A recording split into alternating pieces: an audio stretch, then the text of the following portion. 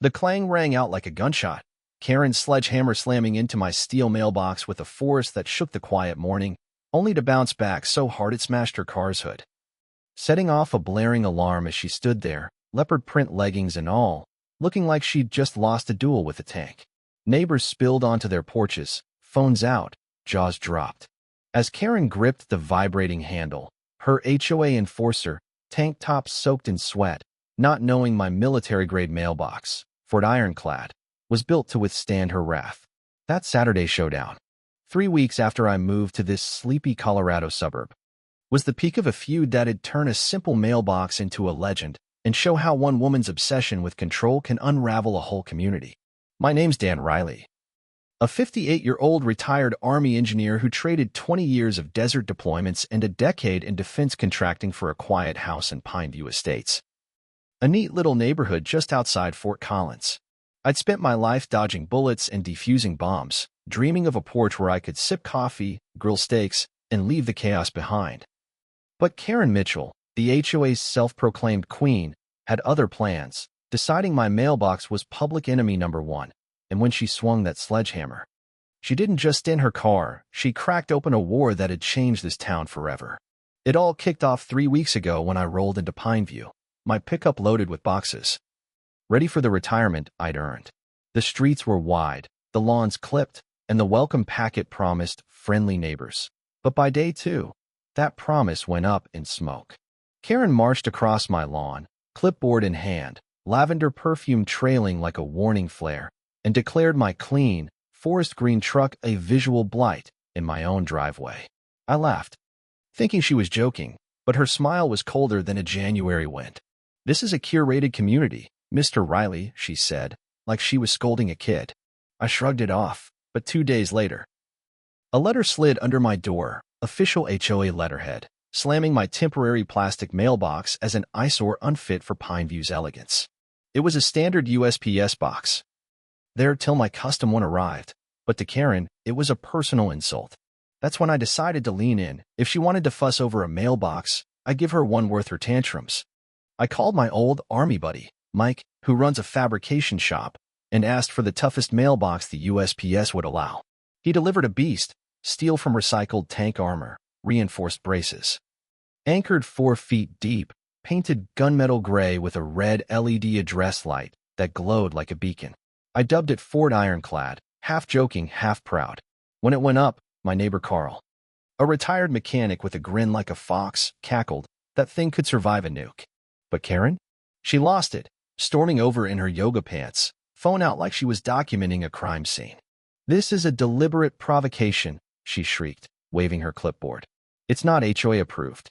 I kept calm, showing her the USPS permit and city zoning sign-off, but she spun on her heel, muttering about emergency board action. I thought I'd won the round, but Karen wasn't one to back down, she was just reloading. She launched a group chat, mailbox threat alert, firing off rants about Fort Ironclad's dangerous edges, its smooth as glass, and potential surveillance tech, like I'd hidden a drone in it. Neighbors rolled their eyes, one posting a pic of their kid pretending it was a spaceship, which Karen answered with a puking emoji. She pushed the HOA board to vote it out, but they upheld it, saying it was safer than most mailboxes in town, a public slap that stung her deep. That's when she got sneaky. Late one night, my porch cam caught her in a hoodie, trying to unscrew the anchors with a wrench, looking like a burglar in a bad comedy. My floodlight snapped on, and she tripped over a garden gnome 2 houses down, scrambling away as neighbors called security.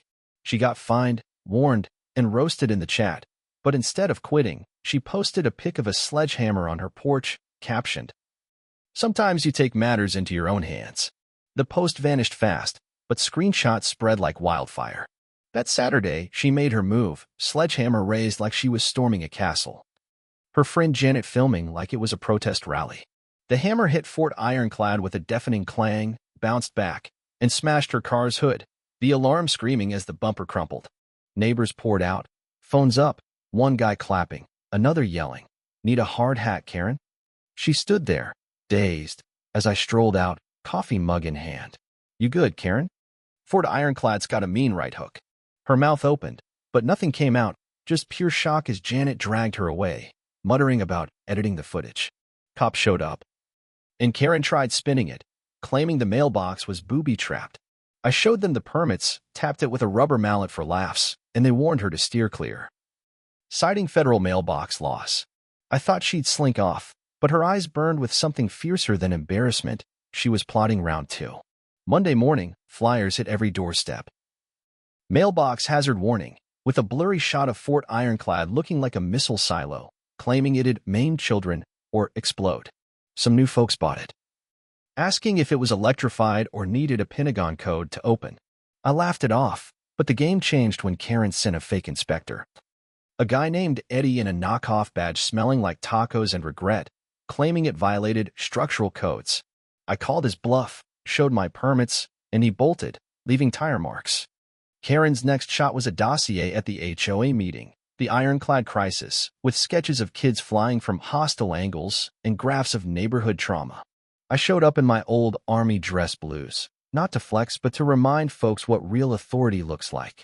I laid out the facts. USPS approval, city compliance, safer than her cracked sidewalks.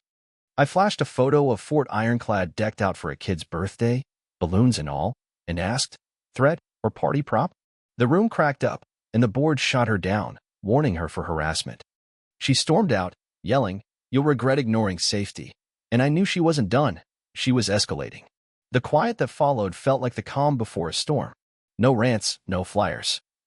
Just an eerie hush that had Carl joking, "She's either skipped town or building a catapult." But Karen was scheming, slipping a community design spotlight into the HOA newsletter. Slamming militarized structures with a shady photo of my mailbox and signed but unmistakably hers. She pushed a new rule to ban overbuilt mailboxes, aiming to retroactively outlaw Fort Ironclad. At the next meeting, she rolled in with a binder, Operation Unity, and poster boards with paint shop graphs of mailbox aggression versus suburban harmony. I countered with a slim folder. Federal postal regs, a zoning letter, and a kid's drawing of Fort Ironclad as a superhero. Karen's worried about safety, I said, but her sidewalks are a trip hazard. Let's fix those first. The board laughed, killed her proposal, and I thought I'd won, but her parting glare said otherwise. Then came the blackout. A windy afternoon, the whole block went dark, not a storm, but cut wires at a junction box near my place. Utility crews found a mess, sliced cables, swapped connections, 2 fried transformers. Neighbors pointed to Karen, recalling her backhoe stunt near the box. A ring Kim caught her at dusk, gloves on, tote bag bulging, and police searched her garage, finding wire cutters, fake badges, and a blueprint for a mailbox dislodger with Fort Ironclad exploding in neon marker. She was arrested for vandalism, endangerment, and impersonating a utility worker, ranting about steel oppression as they cuffed her. The news went viral, late-night shows dubbing her mailbox marauder, and Fort Ironclad became a meme, photoshopped with capes and shades. Karen got probation, fines, and counseling, moving away quietly, her house dark, her clipboard gone. The HOA apologized, scrapped her warnings, and banned her from the board, easing rules to let folks paint fences or add quirky yard art. We threw a Fort Ironclad fest, with barbecues, chalk murals, and mailbox trophies, kids calling it Freedom Fort. Tourists snapped selfies, a museum asked to display it, but I declined. It belongs here, a symbol of standing firm. Neighbors like Carl rallied, hosting block parties, and Pineview felt like home. The peace I'd chased finally real. But last week, a flyer hit my door, and signed, pushing tighter design codes, smelling like Karen's old playbook. I started PineviewFree.com sharing our saga, now at 50,000 views, with stories of other HOA fights. Karen's gone, but her kind lingers.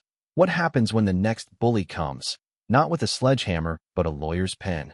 How do you keep freedom when control sneaks back? Drop a comment. Have you battled an HOA tyrant, stood for your space, or seen a community rise? What's your story? And how do we keep Fort Ironclad standing? Let's hold this ground, because out here, peace is only as strong as the steel you plant.